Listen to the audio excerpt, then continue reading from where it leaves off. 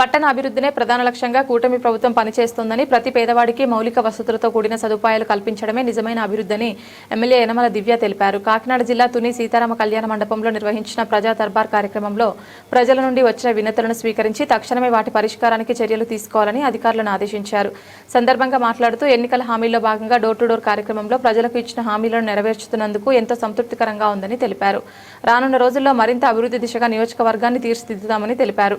కార్యక్రమంలో TDP senior నాయకులు Yanamala Rajesh, Motkuri Venkatesh, municipal commissioner ఏ వెంకట్రావు, చింతమనేడు అబ్బాయి, తెలుగుదేశం పార్టీ నాయకులు, కార్యకర్తలు, ప్రజలు పాల్గొన్నారు.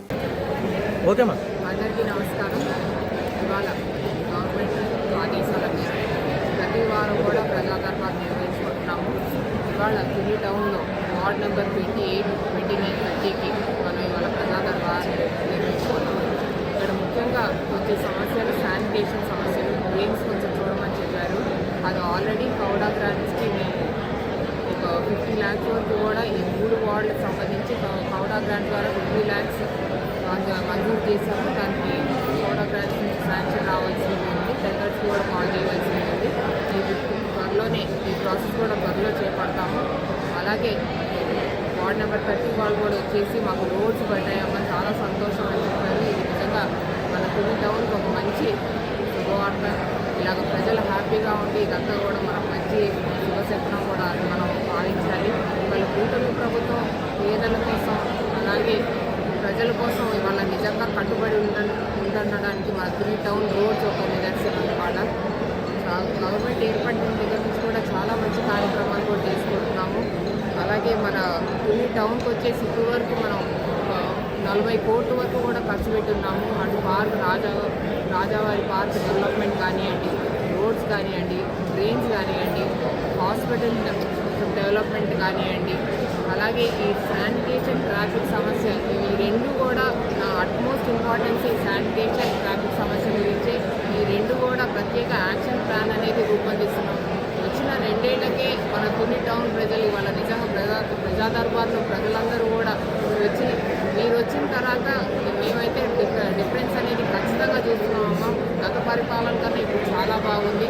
కాకపోతే మాకు వచ్చింది సమస్యల్లో ఈ శానిటేషన్ సమస్య, ఇంకా ట్రాఫిక్ సమస్య. కాబట్టి వాళ్ళు కూడా నేను చెప్తున్నాను, శానిటేషన్ అండ్ ట్రాఫిక్ అనేది నాకు ఆల్మోస్ట్ ఇంపార్టెంట్. సో దానికి ఒక స్పెషల్ యాక్షన్ ప్లాన్ అనేది కూడా నేను తయారు చేస్తాను. అది త్వరలోనే యాక్షన్లోకి వస్తుంది. అలాగే నిన్న మనం చూసుకున్నాము నక్కపల్లిలో మన ఆర్సెల్ఆర్ మెటల్ వారి స్టీల్ ప్లాంట్ శంకుస్థాపన. నిజంగా ఇది మన తుని నియోజకవర్గానికి దగ్గరలోనే ఉంది కాబట్టి మన తుని యువతకు కూడా చాలా మంచి పరిణామం. రాబోయే రోజుల్లో కూడా వాళ్ళందరికీ కూడా ఉద్యోగాలు కల్పిస్తాయి. నేను ఎలక్షన్లో హామీ కూడా ఇచ్చాను. నా ప్రధాన ధ్యేయం వచ్చేసి ఆడవారి భద్రత, యువత ఉపాధి, అలాగే ఆరోగ్యం. ఈ 3 సబ్జెక్ట్స్ మీద కూడా నా ప్రత్యేక దృష్టి ఉంటుంది. కాబట్టి తుని యువతకు కూడా అక్కడ స్టీల్ ప్లాంట్లో మంచి ఉపాధి అవకాశాలు వస్తాయని నేను ఆశిస్తున్నాను. తప్పకుండా వస్తాయి. అలాగే ఈ స్టీల్ ప్లాంట్ రావడం నిజంగా మన రాష్ట్రానికే ఒక మైల్ స్టోన్ లాంటిది, మైల్ రాయి లాంటిది. ఇవాళ ఆనాడు 2024 ఎలక్షన్లో నిజంగా ఈ స్టీల్ ప్లాంట్ యొక్క క్రెడిట్ నిజంగా ప్రజలకు ఇవ్వాలి. ఆనాడు 2024 ఎలక్షన్లో మన కూటమి ప్రభుత్వానికి వాళ్ళు ఓటేస్తే ఇవాళ మన సీఎం గారు నారా చంద్రబాబు నాయుడు గారి బ్రాండ్ ఇమేజ్ తోటి ఇవాళ మనకి ఆ స్టీల్ ప్లాంట్ రావడం జరిగింది. మన యువ సారథి, యంగ్ డైనమిక్ లీడర్ మన లోకేష్ గారి సారథిలో ఇవాళ ఆ స్టీల్ ప్లాంట్ మనకు రావడం జరిగింది. నిజంగా ఇది రాష్ట్రానికి ఎంతో గర్వకారణమైన విషయం. ఈ స్టీల్ ప్లాంట్ ద్వారా కూడా మన రాష్ట్రం ఎంతో అభివృద్ధి చెందుతుంది. నిజంగా విజన్ 2047కి ఈ స్టీల్ ప్లాంట్ ఈ శంకుస్థాపన, ఈ విజన్ 2047కి మన రాష్ట్రం అడుగులు వేస్తుందని ఇది ఒక నిజంగా నిదర్శనం. ఇలాంటి ఎన్నో మంచి కార్యక్రమాలు ముందు వచ్చిన 2 ఏళ్లలోనే ఎన్నో ఇండస్ట్రీస్ ఇవాళ మన సీఎం గారి బ్రాండ్ ఇమేజ్ చూసి ఎన్నో ఇండస్ట్రీస్ కూడా రాష్ట్రానికి వస్తున్నాయి.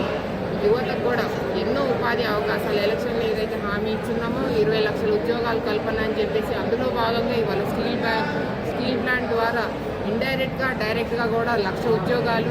అలాగే ఈ స్టీల్ ప్లాంట్ ఏర్పడటం మూలాన చుట్టుపక్కల ఒక 15 కిలోమీటర్లు కూడా ఒక ఎకో సిస్టమ్ అనేది డెవలప్ అవుతుంది. ఈ చుట్టుపక్కల మన తుని టౌన్ అనేది ఉండడం నిజంగా ఇది మన అదృష్టం. తుని టౌన్ చాలా బాగా దీనివల్ల చాలా బాగా రానున్న రోజుల్లో డెవలప్ అవుతుందని మనస్ఫూర్తిగా ఆశిస్తున్నాను. ఇది ఒక మంచి పరిణామం మనందరికీ కూడా. జై Hind, thank you very much. Madam అవుతుంది, చుట్టుపక్కల ఏరియా కూడా డెవలప్ అంటే మెయిన్ రోడ్డు విస్తరణ చేపట్టడంలో 2 దశాబ్దాలుగా కూడా నాయకులు దాని మీద దృష్టి పెట్టట్లేదు. అంటే దీనిలో అంటే ప్రజలు పెరుగుతున్నారు, ట్రాఫిక్ పెరుగుతుంది, రకరకాల సమస్యలు. మెయిన్ రోడ్డు విస్తరణ చేపట్టే అవకాశం ఏమైనా ఉందంట? మెయిన్ డోర్ విస్తరణ అనేది టౌన్ ప్లానింగ్కి సంబంధించింది కాబట్టి మనం మున్సిపల్ వాళ్ళందరితో కూడా అడ్మినిస్ట్రేషన్ తోటి మాట్లాడుకొని ఎంతవరకు ప్రజల్ని ఇబ్బంది పెట్టే ఉద్దేశాలు మాకైతే లేవు. ప్రజలతో సంప్రదించే మేము ఈ విస్తరణ చేయడం కానీ ఇవన్నీ ఏదైనా ప్రజల కన్సర్న్ తోటి చేస్తాం. కాబట్టి ప్రజలు కూడా ఎక్కడ భయపడద్దు. మీ అందరితో కన్సర్న్ తోటి ఇంకా ప్రతిపాదన అయితే లేదు ప్రస్తుతానికి మెయిన్ రోడ్ విస్తరించాలని చెప్పేసి. బట్ ఏదైనా ముందు ఫర్దర్ యాక్షన్ ఉంటే ప్రజల